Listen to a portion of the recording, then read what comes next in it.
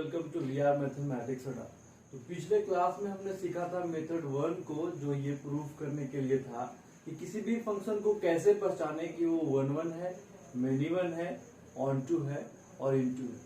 आज की क्लास में हम सीखने वाले हैं एनसीईआरटी मेथड। ये मेथड सेकेंड है और गाइज इसी मेथड को आपको अपने बोर्ड एग्जाम में अप्लाई करना है और इसी मेथड से बोर्ड एग्जाम में अगर आप अप्लाई करते हैं तो आपको 5 में से 5 मार्क्स मिलेंगे और यहाँ से क्वेश्चन आना बिल्कुल तय है।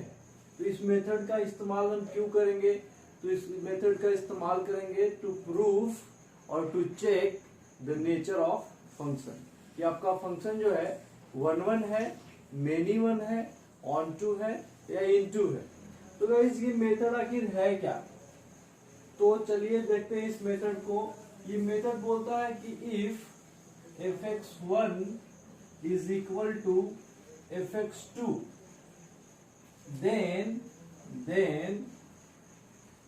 x1 is equal to x2, then our function is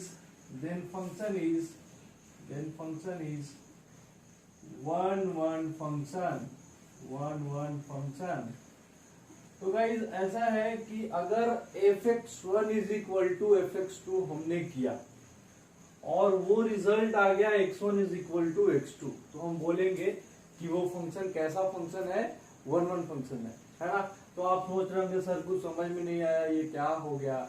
चलिए आपको मैं एग्जांपल से दिखाता हूँ। सपोज करो कि अपने पास एक फंक्शन दिया हुआ है fx बराबर x प्लस 3 और आपको चेक करना है इसका नेचर, कि क्या ये 1 1 होगा, क्या ये मेनी वन होगा, क्या ये ऑन टू होगा, क्या ये इनटू होगा। आपका सबसे पहला स्टेप नंबर 1, आप क्या करेंगे? लेट करेंगे। खुद से आपको लेट करना है fx1 is equal to fx2। अब गाइज ये fx1 का मतलब क्या है कि मैं यहाँ पे x के जगह पे क्या डाल रहा हूँ? x1। तो इस वाले x के जगह पे भी तो डालूंगा x1। मतलब इसका हुआ कि x1 plus 3 is equal to, यहाँ पे भी मैं डालूंगा क्या? x की जगह पे आ चुका है x2, तो मैं डालूंगा x2 प्लस 3। अब आप ये देख रहे हैं कि ये 3 और 3 एक दूसरे को कैंसिल कर देगा और जो रिजल्ट आएगा वो क्या आएगा? x1 plus x2। तो गाइज ये जो चीज है कि आप खुद से लेट किए fx1 बराबर fx2 और आपका रिजल्ट आ गया x1 is equal to x2। अगर ऐसा होता है तो वो फंक्शन कैसा फंक्शन है गाइज? तो वो फंक्शन 1 1 फंक्शन होगा। तो हम क्या बोलेंगे कि ये फंक्शन जो है 1 1 फंक्शन है। अब चलिए कुछ एक मैं अच्छा सा एग्जाम्पल लेता हूँ और आपको और इसे अच्छे ढंग से समझाने का प्रयास करता हूँ कि इसे कैसे अप्लाई कर। एग्जाम्पल है कि एफ अपना क्या दिया हुआ है? डोमेन, और ये क्या होता है? ये होता है को डोमेन, है ना। आपको मैंने पढ़ना सिखाया था कि this is what? This is domain और this is what? This is codomain. आपको मैंने सिखाया था कि अगर मैं आपसे सवाल पूछूंगा कि लाइन के तीर के बाद क्या नजर आता है, तो बोलना है को डोमेन नजर आता है। और क्वेश्चन है fx बराबर x माइनस 1 और x माइनस 3 और हमें क्या करना है? तो हमें चेक करना है क्या? इसका नेचर, कि इसका नेचर कैसा होगा। तो चलिए चेक करते हैं, एनसीईआरटी मेथड को लगाया जाए। तो सबसे पहला स्टेप मैंने आपको क्या बताया था कि हम लेट करेंगे। क्या लेट करेंगे सर? तो fx1 बराबर fx2। हर क्वेश्चन में ये स्टेप बिल्कुल ही फिक्स है। अब fx1 का मतलब कि इस वाले x के जगह पे x1 आ गया, मतलब इन दोनों x के जगह पे भी क्या आएगा? x1 आ जाएगा। मतलब कि x1 माइनस 1 और x1 माइनस 3।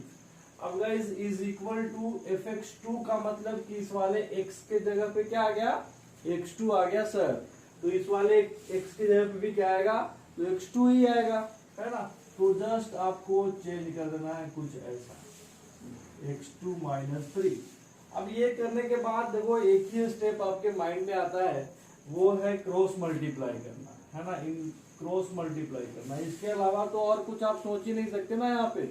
तो चलो क्रॉस मल्टीप्लाई करते हैं, x1 माइनस वन और x2 minus three is equal to x1 minus three और x2 माइनस वन।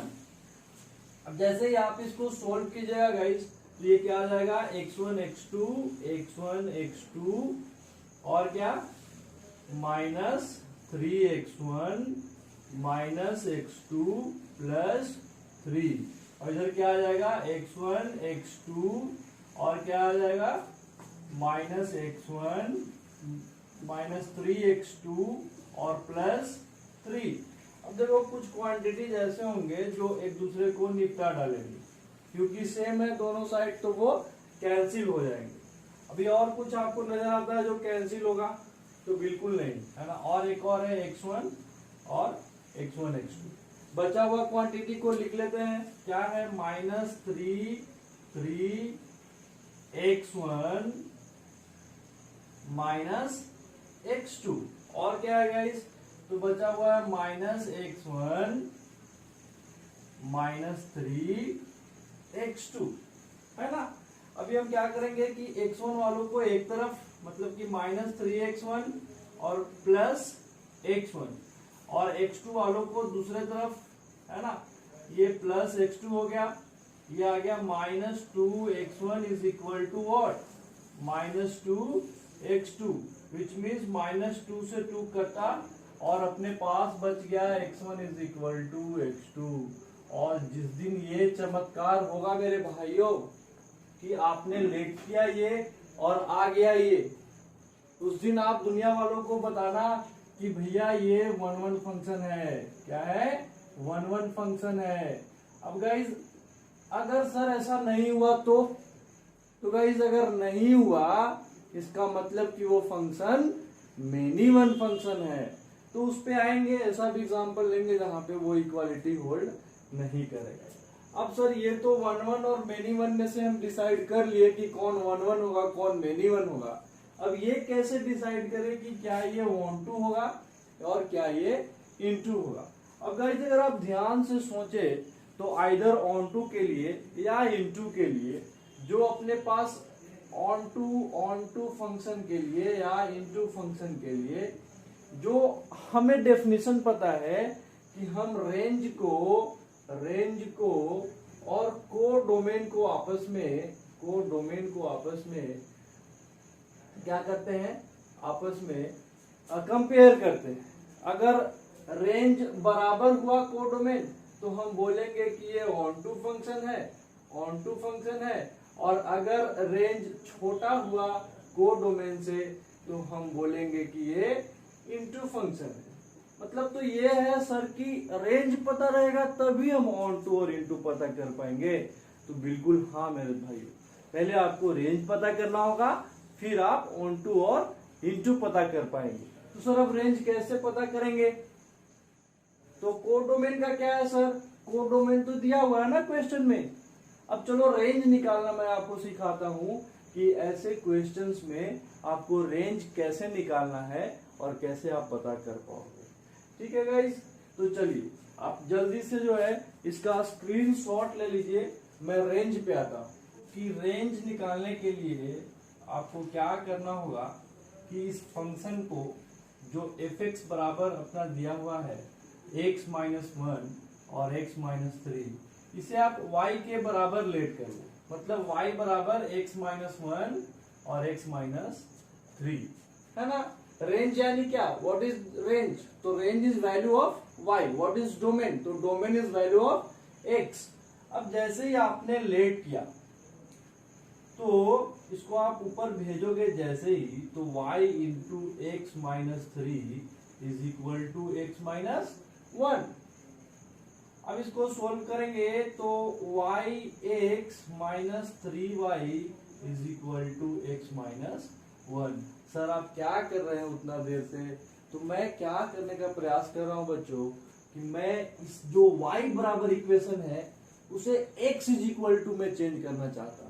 तो देखिए अपने पास y इतना आ चुका है, मैं अब क्या करूंगा कि x को इधर भेजूंगा और y वालों को उधर भेजूंगा, मतलब कि yx minus x is equal to -1 plus 3।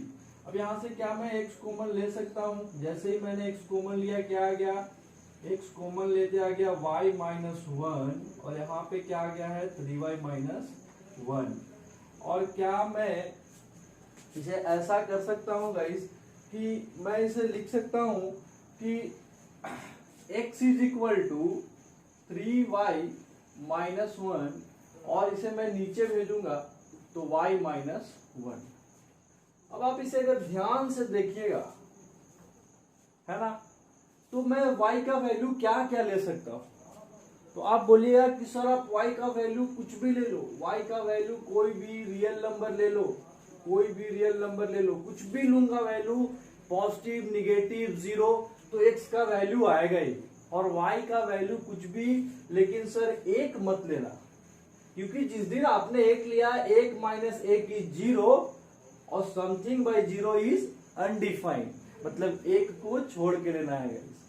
तो मैंने एक को छोड़ दिया। अब ये y का वैल्यू रियल नंबर -1, मतलब y बिलोंग्स टू r -1, तो y ही तो रेंज होता है, मतलब रेंज बिलोंग टू r -1, है ना।